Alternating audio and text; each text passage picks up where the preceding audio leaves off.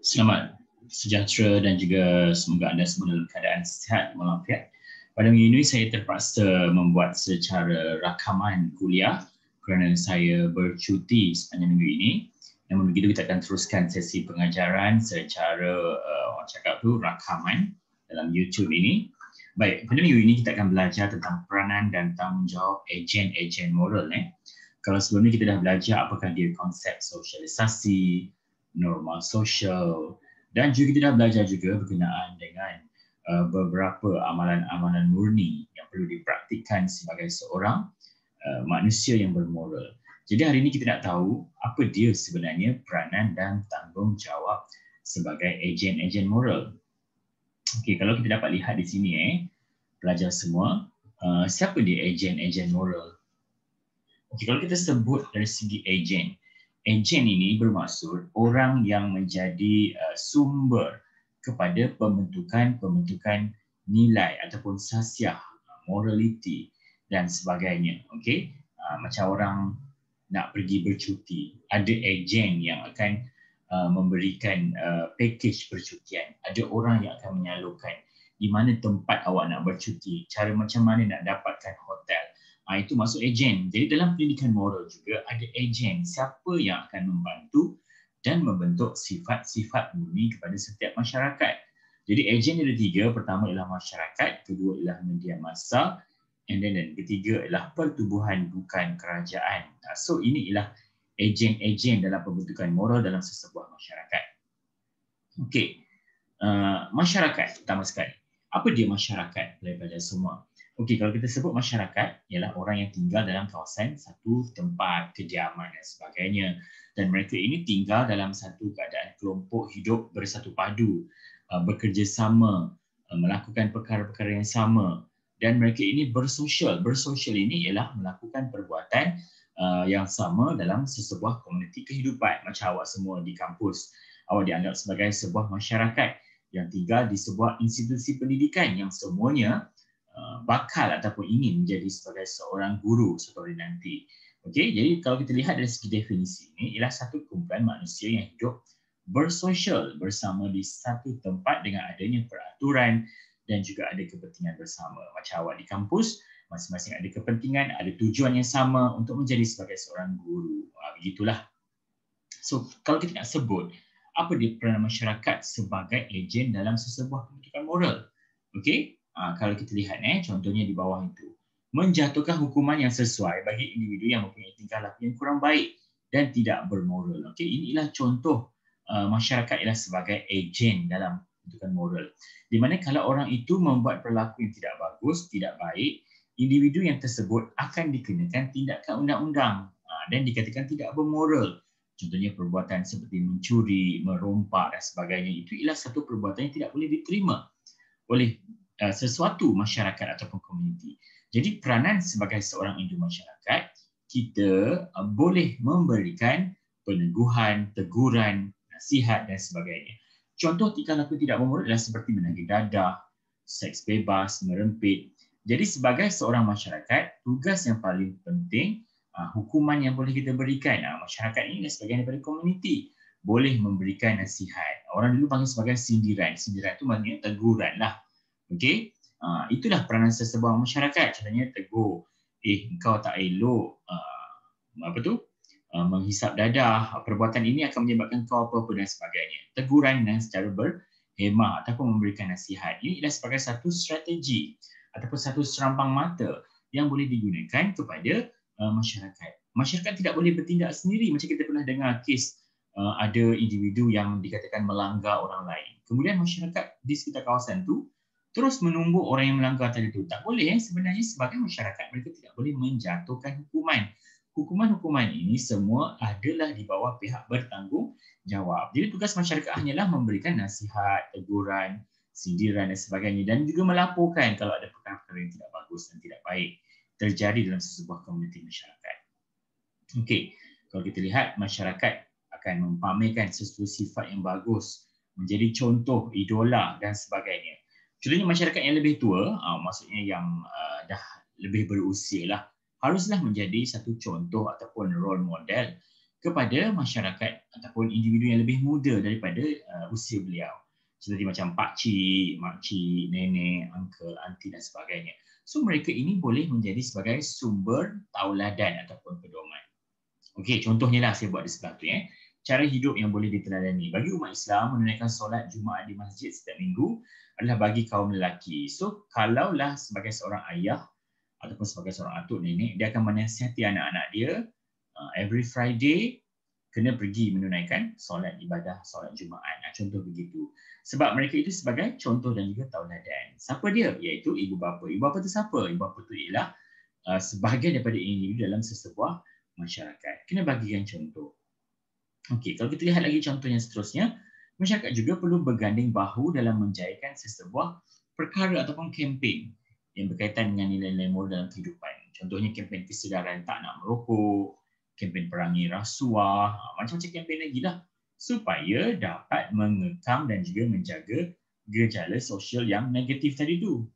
Contohnya kalau kita lihat pada masa kini, kita ni berada dalam keadaan PKP. So sebagai seorang masyarakat, kita harus menyokong apakah usaha yang dibuat oleh Kementerian Kesihatan Malaysia, Majlis Keselamatan Negara bagi memutuskan rangkaian penularan wabak COVID-19 dengan cara mematuhi SOP seperti memakai topeng ataupun mask, menjaga penjarakan sosial dan tidak menganjurkan aktiviti-aktiviti yang boleh menyebabkan berlakunya penularan wabak. Itu contohlah.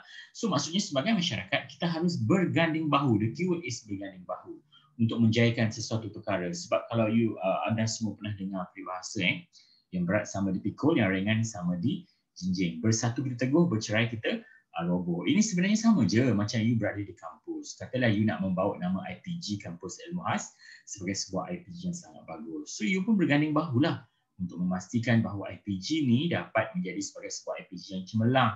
You kena terlibatkan diri. Contohnya anda menyertai pertandingan kampus yang cantik ataupun indah. So you bersama-sama berganding bahu untuk menghias dan menceriakan kawasan kampus. Contohlah, kalau you tak buat, maka dia tidak akan mencapai kejayaan. Sebab itulah masyarakat perlu berganding bahu.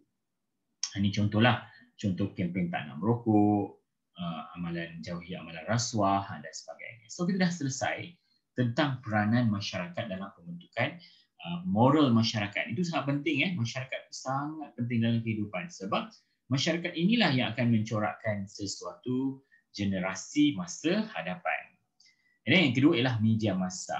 Okay, saya rasa semua orang tahu media massa ini, sebut je media massa, semua akan tahu media cetak ataupun media elektronik.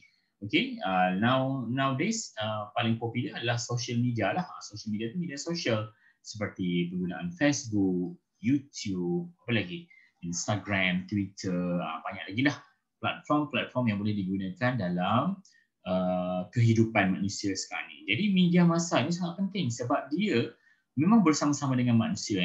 Dalam satu kajian yang dibuat oleh Statista. Statista ni sebuah pengendali kepada web di dunia 2021, hampir lebih daripada 7 bilion orang menggunakan penggunaan peranti media sosial dalam kehidupan. So maksudnya dalam sehari itu, dalam kajian dia membuktikan hampir 6 jam manusia ni bersama dengan media sosial. So media ni sangat penting.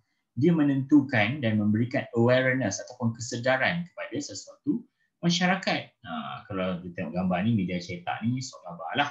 Kalau media elektronik ni semua yang dalam talian. Macam you tengok sekarang dalam YouTube ni. Itu satu keadaan contoh media yang digunakan. Okay, jadi apa peranan media massa? Okay, peranan media adalah untuk membekalkan maklumat sama ada perbuatan tu baik ataupun buruk tentang sesuatu perkara. Sebab itulah kalau kita dengar dalam keadaan pandemik ini, kita menentukan sesuatu perkara itu positif ataupun negatif, kenalah dirujuk dulu sahih ataupun tidak. Sebab kebanyakan media tak semestinya menyampaikan berita-berita yang sahih sebab ada mungkin yang menyampaikan fake news ataupun berita-berita yang tidak tepat. So dia mengundang kepada pelbagai masalah seperti salah sangka, fitnah, buruk sangka, bergaduh dan sebagainya, perdi-memperdi dan sebagainya. So behave kita dapat media sumber banyak, very banyak sources ataupun sumber yang diperolehi. Tapi kita kena tentukan sama ada media tadi itu betul ataupun tidak betul. Okey, dan peranan kedua ialah media haruslah menerbitkan rancangan ataupun penulisan yang berunsurkan agama ataupun pendidikan yang lebih kepada pembentukan nilai-nilai murni, nasihat dan sebagainya. Contoh macam National Geography, cerita Upin Ipin, Dewan Siswa, Dewan Pengguna dan sebagainya. Ini contoh-contoh lah kan. Jadi media ni harus memberikan kesedaran tentang sifat-sifat murni, amalan-amalan murni sebab dia berperanan besar dalam kehidupan komuniti masyarakat pada masa kini. Contoh macam National Geography, dia selalu membuat awareness tentang menjaga haiwan supaya tidak pupus dalam kehidupan di dunia ini, supaya kita jaga nature, tadi tu alam sekitar, animals dan sebagainya. Itu contohlah.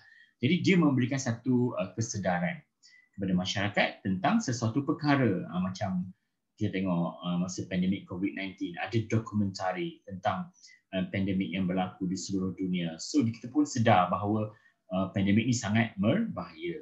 And then media ini dia memberikan satu keadaan yang membimbangkan sekiranya manusia tidak pandai nak menggunakannya secara bagus. Contohnya, ini contoh je, seperti elemen pornografi, elemen-elemen keganasan seperti WWE, majalah-majalah buku yang tidak bagus dan sebagainya. So benda-benda ini menyebabkan manusia dan individu tadi itu akan terpengaruh, dan memang kajian yang dibuat oleh beberapa universiti terkemuka seperti UCAM dan sebagainya menunjukkan media mempengaruhi setiap hidup individu masyarakat. Sehingga kan kalau dibuat kajian ditanya apa punca awak melakukan perbuatan-perbuatan begitu, contohnya seks bebas dan sebagainya. Pertama sekali sebab pengaruh daripada menonton video pornografi ataupun video-video lucah daripada laman web dan sebagainya menyebabkan orang itu ingin mencuba dan ingin merasakan keseronokan dan akhirnya terjebak dengan perbuatan tersebut. Dan ada kes di mana budak-budak, anak-anak pelajar, dia terjun daripada rumah sehingga kan mati. Kenapa? Bila tanya, sebab dia terpengaruh menonton cerita-cerita di televisyen. Tak salah pun menonton, tapi make sure ada parents ataupun orang yang lebih besar untuk memberikan guideline tentang apa yang ditonton dan dilihat. Kerana risau, ianya memberi kesan yang tidak baik. Sebab itu dah dikatakan sebagai pengaruh buruk media masa. And then last but not least, kita dah dengar tentang masyarakat, kita dah dengar tentang media. Peranan seterusnya adalah pertubuhan bukan kerajaan ataupun non-government organisation ataupun NGO. Okey, kalau kita sebut NGO ini ataupun badan bukan kerajaan, mereka tidak ada hubungan dengan pihak kerajaan. Mereka ini bebaslah dicipta ataupun ditubuhkan bertujuan untuk mengetuai ataupun memperjuangkan beberapa perkara secara voluntary ataupun volunteer, iaitu aktiviti sukarelawanan. Okey, tujuan dia untuk menyediakan peluang pendidikan, kemahiran, memperjuangkan hak kemanusiaan, membantu bahasa bencana dan sebagainya. Macam kita pernah dengar seperti NGO seperti Mercy, apa lagi, WWF, WHO, ada banyak lagi lah yang beberapa agensi kerajaan di Malaysia banyak sebenarnya. So NGO tadi ni, kalau saya nak pecahkanlah contoh-contoh pertubuhan dia, adalah seperti alam ni dekat Malaysia. Contoh alam sekitar ialah Sahabat Alam Sekitar. Kalau di dunia tu ialah WWF lah, Worldwide Federation. Kalau di Malaysia ini Sahabat Alam Sekitar, ni contohlah kalau ada. Badan kerajaan yang berfokuskan kepada badan-badan bukan kerajaan seperti Pertubuhan Kebajikan Anak Yatim, Majlis Kanser Nasional Makna, ada yang masuk acara larian dan sebagainya kan. Ini contohlah sebahagian lah. So NGO juga ada yang berasaskan hobi. Ada yang kelab kereta antik, kelab memancing, kelab motosikal berkuasa tinggi, ada ini contoh-contoh lah NGO. Jadi semua benda-benda NGO ini memainkan peranan. Bagaimana mereka memainkan peranan dia? Pertama, melalui NGO tadi ini mereka dapat menerapkan amalan nilai-nilai murni seperti amalan-amalan seperti kesukarelawanan, membantu orang yang susah. Kalau kita tengok bila ada berlakunya gempa bumi, kita panggil semua volunteering daripada Malaysia dan kita bawa ke luar negara seperti di Aceh, Indonesia dan di beberapa tempat lain supaya dapat mewujudkan aktiviti kesukarelawanan sekaligus menerap amalan nilai. Kalau macam kita kat Malaysia ni tak mampu nak sumbangkan fizikal tenaga, kita boleh memberikan sumbangan berbentuk derma ataupun wang ringgit. Yang kedua, memberikan kesedaran ataupun lebih peka terhadap isu, typo, salah ejaan, isu semasa. Okay? Kerana NGO tadi dia memperjuangkan tentang satu perkara, contohnya World Wide Federation ataupun Pertubuhan Alam Sekitar Dunia. Dia memberi kesedaran tentang haiwan-haiwan yang pupus, yang perlu dia orang cakap apa tu, dikawal supaya tak semakin pupus seperti harimau dan sebagainya.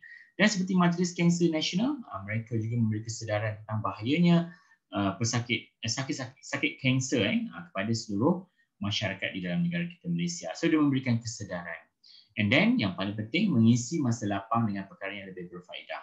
So bila kita dah join NGO ini, kita boleh melibatkan diri dalam banyak aktiviti yang dianjurkan. So at the same time, kita pun tidak akan melakukan perkara-perkara tidak bagus dan kita dapat bersama-sama volunteering terhadap perkara tersebut. Jadi kan hari ini semua pelajar, saya dah ceritakan kepada anda 3 peranan utama dalam ejen pembentukan moral. Saya ulang semula. Yang pertama, ejen dia ialah masyarakat. Kedua ialah media massa. Dan ketiga ialah pertubuhan bukan kerajaan ataupun NGO. Kalau benda-benda tadi ini dapat membantu masyarakat ke arah insan yang bermoral, maka ejen-ejen ini tadi dapat membentuk masyarakat yang berpekerti mulia dan tinggi, sekaligus melahirkan individu masyarakat yang memberi gambaran baik kepada negara, khususnya pembentukan amalan nilai-nilai bumi. Jadi dengan itu saja pelajar-pelajar kuliah kita pada minggu ini. Jadi saya mohon ikuti seterusnya tugasan dalam Google Classroom yang telah saya sediakan untuk kuliah pada minggu ini. Minggu ini kuliah ada sedikit tugasan. Itu saja semua pelajar. Selamat, sejahtera dan kita jumpa dalam kuliah pada masa